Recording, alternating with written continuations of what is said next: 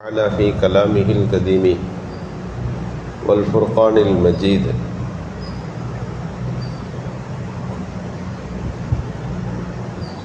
إن الأبرار لفي نعيم إن الفجار لفي جحيم صدق الله مولانا العظيم. மேலான அல்லாஹ்வின் நல்லடியார்களே, நபிகள் நாயகம் ஸல்லல்லாஹு அலைஹி வஸல்லம் அவர்கள் சஹாபிகளோடு தெரு வழியாக நடந்து போய் கொண்டிருக்கிறார்கள்.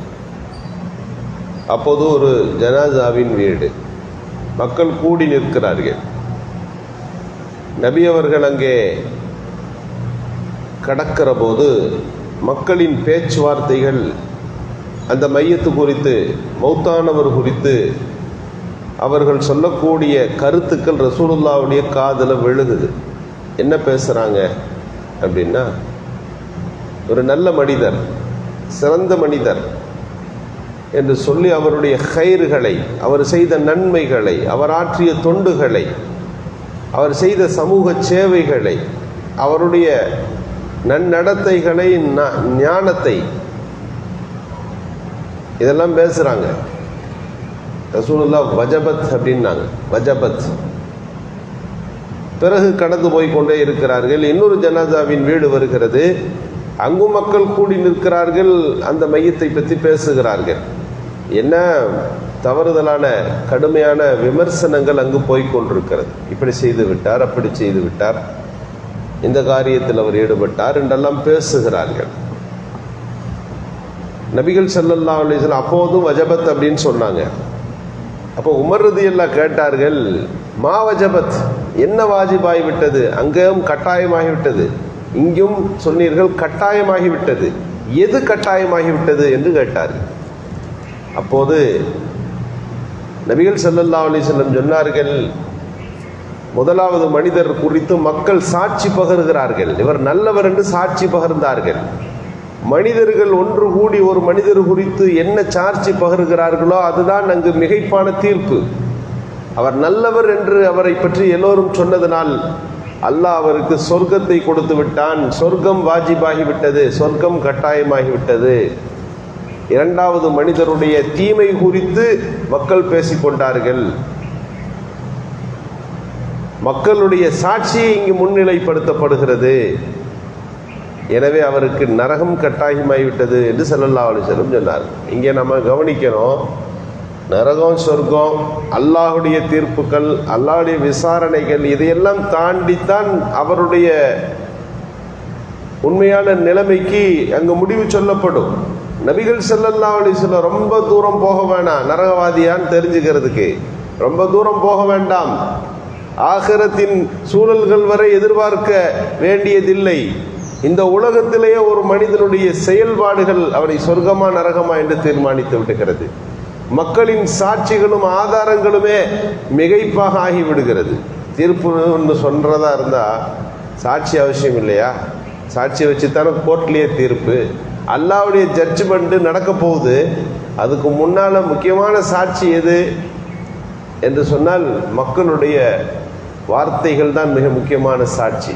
அல்லாஹ்வும் அதை அங்கீகரிக்கின்றான். நபிகள் ஸல்லல்லாஹு அலைஹி வஸல்லம் அவர்கள் இந்த கருத்தை இங்கு சொல்லுகிறார். பொதுவாக இவர் சொர்க்கவாதி அப்படின்னு நம்ம சொல்றதாக இருந்தால் நபிமார்களை உறுதியாக சொல்லிவிட முடியும். அது எந்த விதமான சந்தேகமும் அதில் இல்லை. நபிமார்கள் அத்தனை பேரும் சொர்க்கவாதிகள்.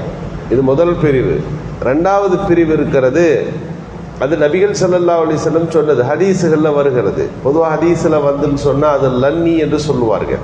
10 பேரை சொர்க்கவாதி என்று சொன்னார்கள். பல ஹதீஸுகளில் பல பேர் ரசூலுல்லாஹ் சொர்க்கவாதின்னு சொல்லியிருக்கிறாங்க. அப்போ ரசூலுல்லாஹ் சொர்க்கவாதின்னு சொல்லிட்டாங்கன்னா அது இரண்டாவது தரத்தில் இருக்கக்கூடிய விஷயங்கள். மூன்றாவது ஒரு தரம் இருக்கிறது, மக்கள் சில பேரை சொல்லுவது, அவருடைய நன்மைகளை, சிறப்புகளை பாராட்டுவது. எனவே நாம் கவனிக்க வேண்டும், நல்ல அறங்கள் என்பது, மனிதர்களிடத்தில் நல்ல வாக்கியங்களை பெறுவது என்பது, நல்ல பாராட்டுதல்களை பெறுவது என்பது அல்லாஹ்விடத்திலும் அது அங்கீகாரத்திற்கு காரணமாக அமைகிறது என்று சொன்னால், நபிகள் ஸல்லல்லாஹு அலைஹி வஸல்லம் மஸ்ஜிதில் இருந்தார்கள். இருக்கிற போது ஒரு மனிதர் சஹாபி கடந்து போனார். ரசூலுல்லாஹ் சொன்னாங்க, உங்களில் யாராவது சொர்க்கவாதியை பார்க்கணும்னா இவரை பாருங்கன்னாங்க. முதல் நாள் நடந்தது. இரண்டாவது நாளும் அப்படியே சஹாபிகள் குழுமி இருக்கின்ற சபையில் வழியாக அவர் நடக்கிறார்.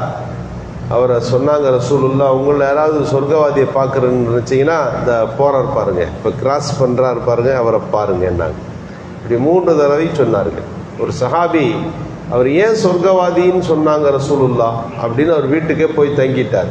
சொர்க்கவாதினா ஒரு பிரத்யேகமான அமல் இருக்கணும்ல, விடிய விடிய தொழுகிறாரா அல்லது தொடர்ச்சியாக நோன்பு வைக்கிறாரா அல்லது வேறு என்ன ஒரு நல்ல அமல், எல்லோரும் செய்கிற அமலிலிருந்து என்ன வேறுபாடு?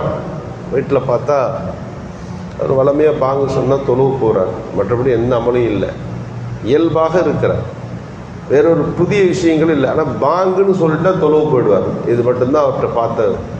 அந்த சஹாபி 3 நாள் விருந்தாளியாக தங்கிவிட்டு 4வது நாள் கேட்டே விட்டார், நான் ஏன் இந்த வீட்டில் வந்து விருந்தாளியாக தங்கியிருக்கேன்னு தெரியுமா?